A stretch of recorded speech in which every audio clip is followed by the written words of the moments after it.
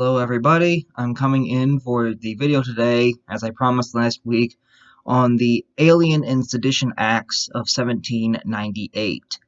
Now, this should not be too long of a video, so hopefully we can get through this relatively quickly, and that should basically be all we have for today. Now, I'm also going to state this at the very beginning, we do not have visuals with this video. Mostly because the only two important things I would have possibly done a photo or image of were Thomas Jefferson or Alexander Hamilton or John Adams. But if you live here in the United States, you should know who those are. My goodness, if you deal with money, you know you see Thomas Jefferson every time that you pull out a nickel or a $2 bill if you got one of them. Or if you got a $10 bill, you're staring at Alexander Hamilton. And I'm pretty sure most of you know who John Adams was. Or at least you were told who he was, and you might just forgot. So I'm not doing visuals with this video due to just the factor that the people that would be even worth mentioning an image or something like that would be pretty commonplace to most Americans. And you should at least have an image of at least a couple of them. So the Alien and Sedition Acts were basically a series of 4 laws passed by Congress in 1798 during a time of fear of a possible war breaking out between the United States and France, which was revolutionary France at the time. Napoleon had not yet established his dictatorship, and the United States was still pretty much a baby nation. It was brand new pretty much. Both of these acts restricted foreign residents within the country, and they limited the freedom of speech and of the press. So they're kind of debated over how constitutional the one especially was, the Sedition Act. But in order to understand the Alien and Sedition Acts, you must look back to what the current political establishment was at that time in the United States. And back in the 1790s, we had political parties had just begun to form in the United States. Back in the 1790s, we had declared independence in 1776, but the Revolutionary War did not end, and we were not formally recognized with independence until 1783. And the Constitution was written in 1787 and adopted by 1788. When 9 states ratified it. So it ain't until the 1790s that the United States' current government's in place and political parties really start to form, as we now have a Congress established, the office of the President, the court system, such as the Supreme Court and the smaller federal courts are established, and it isn't until this time that the U.S. government that we know of today really starts moving along. And at this time, we had 2 major political parties that were here in the country. We had the Federalists and the Democratic Republicans. Now, both of these viewed the Constitution a little bit differently. The Federalists favored a very strong central government. They argued the government needed to have more power than it currently had. And they were led mainly by Alexander Hamilton, our first Secretary of the Treasury, and who, ironically, is also on our $10 bill.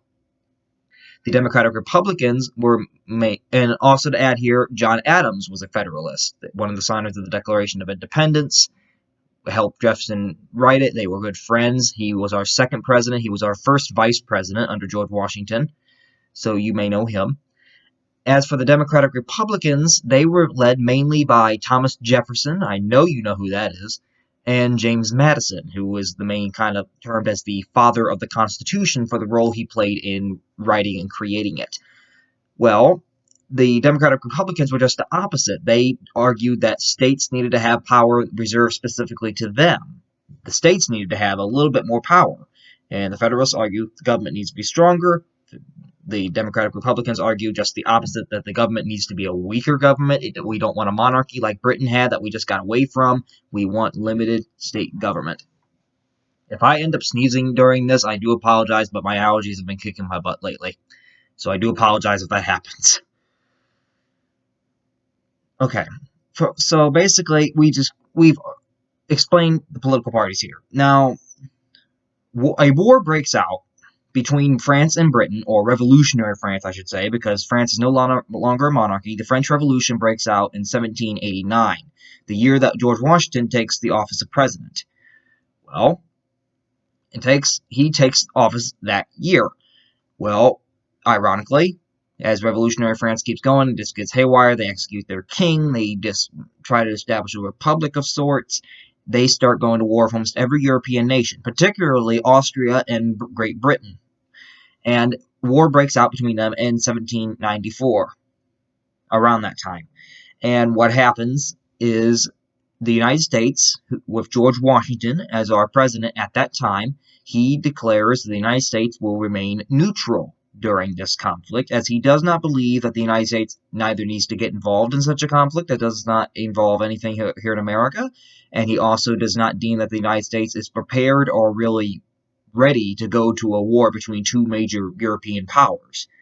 Now, this kind of makes the French irate because of two factors, and the first one is in 1794, under President George Washington's administration, the United States signs the Jay Treaty with Great Britain that kind of normalizes Anglo-American relations for the first time since the American Revolution. Well, this ticks France off because you're kind of becoming friendly to their enemy. And this also ticks France off with the neutrality in general because, again, France had helped us during the American Revolution. They were the first country to become an ally of the United States and helped us win our independence. So they kind of expected that, well, we helped you, why can't you help us? And we weren't doing that, which in Washington's head, yes, I do agree with Washington. We were not in any way ready for that kind of a war. But France didn't quite understand that at the time, at least its leaders did not. Now, of course, because of this ticks France off. France is a little mad at the United States because they expect that we're going to help them. We should be siding with France. We helped you. It's kind of an easy feeling to get. Now, in 1796, George Washington, that's his last year in office, in 1796 there is the presidential election. Washington has stated he's only running for 2 terms, so he will not do a 3rd term. So this is between Thomas Jefferson and John Adams. And back then, the presidency was whoever got the most votes got to become president. Whoever got the second most votes became vice president. Now, of course, that's changed now due to the election in 1800, but we're not going to discuss that really in this video because that's a whole complicated matter. So John Adams ends up getting the most votes. He becomes president, and Thomas Jefferson receives the second most, so he becomes Adams's vice president in 1796, and subsequently Adams takes office in March of 1797. Washington leaves office. Now, shortly after Adams takes office in March of 1797, he sends a 3-member delegation to Paris, the French capital, to try to negotiate with the French revolutionary government over shipping rights and terms, to try to stay out of the war in respect to America's declared neutrality. And they were hoping to meet with the French foreign minister, whose name was Charles Talleyrand. Unfortunately, instead of meeting with the foreign minister, they are met by 3 French government representatives who come to them and basically state that they will be demanding a $250,000 bribe and a loan of $10 million just to start the talks. Now, when this news gets back home, it becomes known as the Ysee Affair due to the factor that the 3 French government representatives are never named in the report. They are only stated as X, Y, and Z. They're never given a name, they're just given a letter. So it's known as the Ysee Affair. When this reaches back home, many Americans are furious, as it's an insult to America, they feel, because they're trying to bribe us. They're trying to threaten to say, oh yeah, you can't have talks with us unless you give us money. Yeah, real nice going. And on top of that, they get the kind of incognition, we need to go to war with France. Go to war with France. Well, this also kind of this also falls along party lines, and of course the United States is still not really ready to go to a war, and Adams knows this, and so do the Federalists. The Federalists are very kind of pro-Britain. They want to become a little bit closer with Britain. And while the Democratic Republicans under Thomas Jefferson, they kind of favor a French alliance because they kind of view France for its help in the American Revolution a little more positively.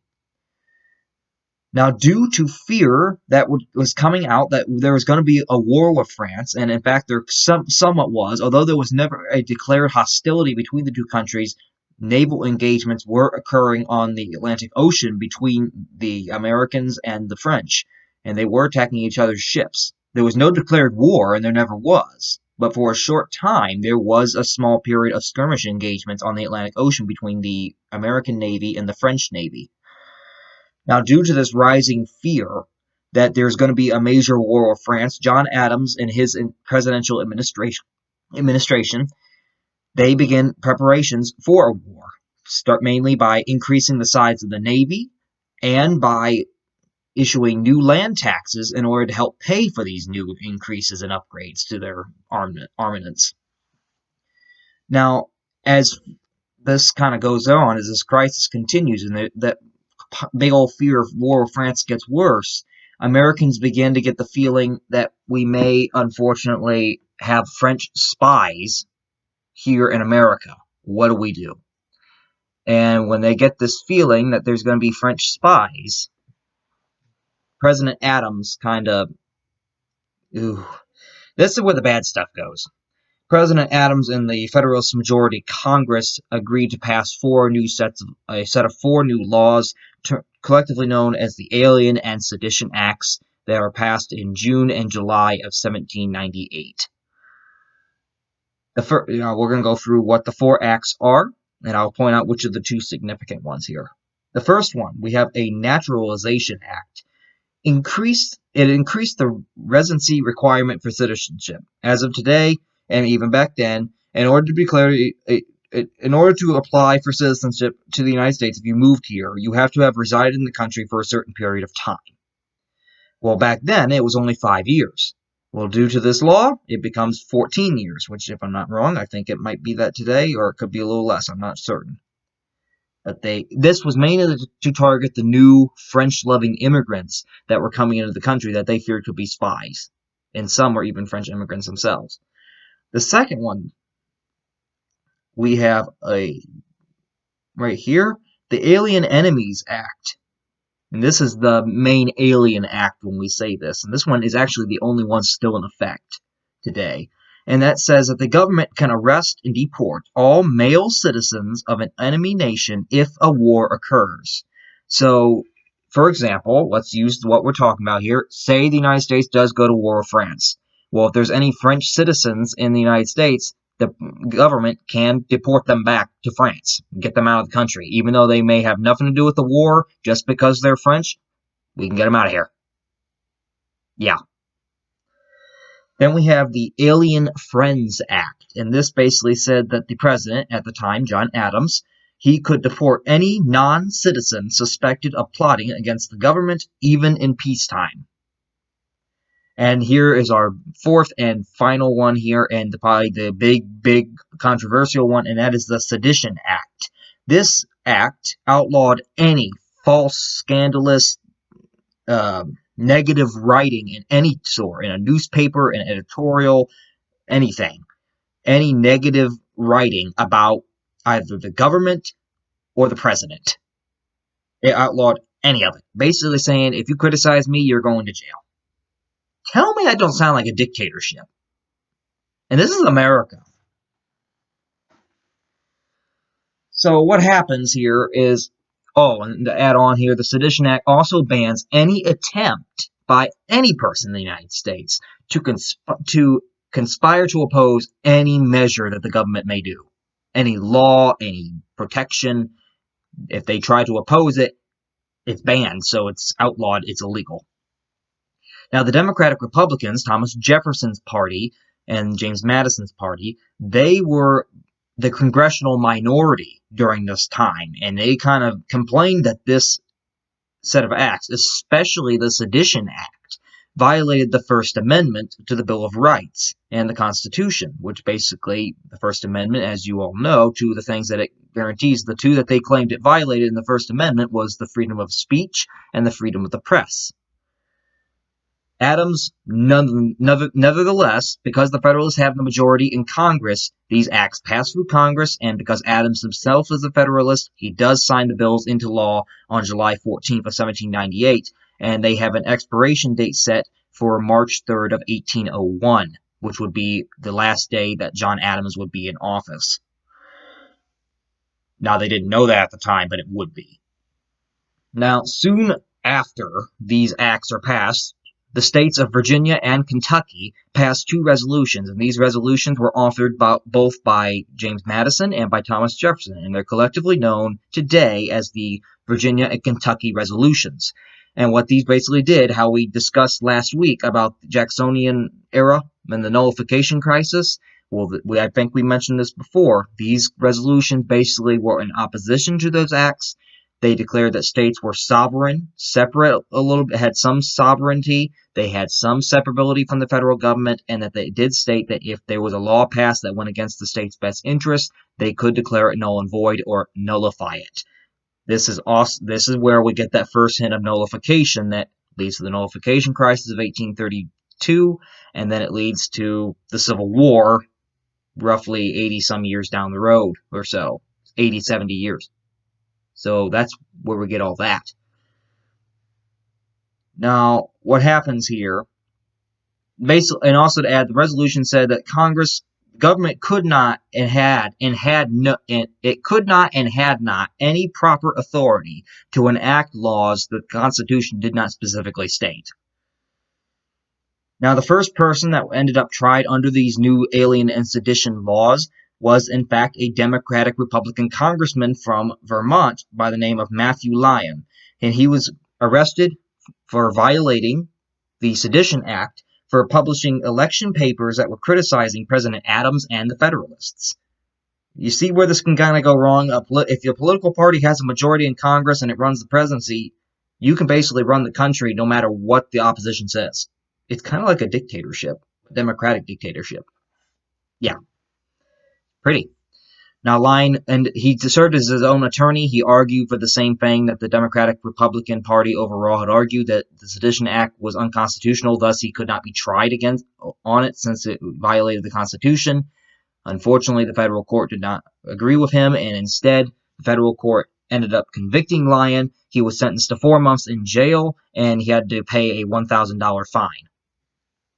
Now, during the duration of the acts from 1798 to 1801, the federal courts ended up prosecuting roughly 26 individuals who allegedly broke the Sedition Act in particular. It was the main act that was getting a lot of people supposedly violating it. And many of these were Democratic Republican affiliated or Democratic Republican congressmen. Remember, there's no women in Congress at that time. So when I say congressmen, I'm not being biased. I mean, I'm just saying the truth. There was no women. They didn't do it at that time. And this was mainly a lot also for the newspaper editors that were criticizing the Federalists and President Adams. And this kind of gets a bad rap on those acts. And in turn, it hurts Adams especially because of the factor he's president and he's going to run for re-election, and people are saying, well, if you're limiting our freedoms that are guaranteed by the Bill of Rights, why would we re-elect you? And this kind of also starts a slow downfall of the Federalist Party as well, which will collapse by the 1820. Now, questions also start arising over the rights of those who had political parties that were opposing to the current one in power that had passed the acts, and these were not resolved really either. So the acts ended up hurting Adams and the Federalist image, but it especially hurt Adams's image. Despite the fact that some of them I get was served for a good purpose, but the Sedition Act I think was a little bit testy and probably shouldn't have been added.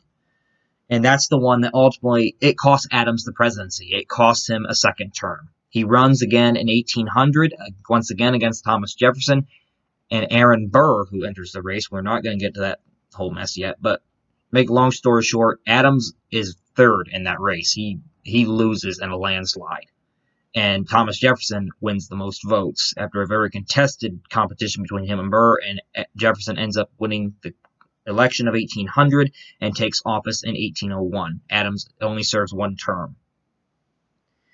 Now, most of the acts, due to Jefferson now being in office, they were allowed to expire in 1802, with the one exception of the one I mentioned before, the Alien Enemies Act, the one that basically stated the government can deport all male citizens of a foreign nation inside the United States at any time of war. Any in a time of war, the government can deport any citizen that is a citizen of an enemy nation. So, say for World War II, if we had Germans in this country, we could legally, according to this law, deport all Germans because we were at war with Nazi Germany. We didn't do that, to my knowledge, but we could have, supposedly. And this is actually the only one that still remains today. And in fact, it still remains, but it has one update, and that was in 1918, to the last year of World War I. Congress did amend the act and added that it was no longer just men that could be done because women had now gained a lot of power. We added women into the act. So as of today, it is now Congress can deport any foreign citizen, any citizen of a foreign enemy nation that is either male or female. We can deport any citizen, regardless of gender. So that is basically the basics on the Alien and Sedition Acts of 1798. Kind of a controversial issue at the time, and it still kind of is today, because if I'm not wrong, during World War I, President Wilson tried to pass a similar Sedition Act during World War I that made it illegal to criticize the government's prosecution of the war, and unfortunately that also backfired and kind of hit negative. Not as bad as it did Adams, but it did receive some negative views. So that's basically the basics on this controversial issue. It happened very early in our history, but it's probably a good thing it did, because we got to see that what was good and what wasn't very early on. So that basically covers that. I do not have any other video as of the moment planned yet for this week. I hope I get one planned. So if you want to help me out by possibly putting a suggestion in, I would be more than appreciative if you could.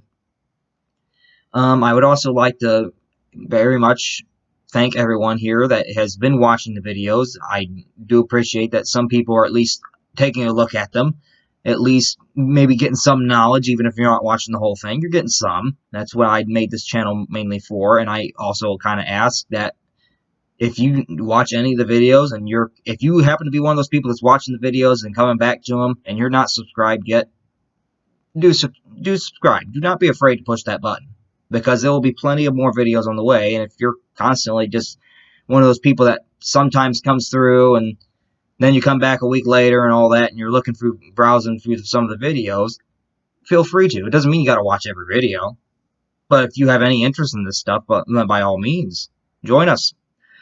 So that basically ends it for today. I don't have anything later this week, as I said, so be sure to get me any suggestions if you have one. I hopefully will have an announcement maybe tomorrow. So I will think about that. If I don't do one, I will put it in the discussion page on the main channel just to announce that. And we'll definitely have a couple next week for sure. So we will see what happens here. So that basically wraps up for today. Hope everyone continues to stay well, and we will see you next time.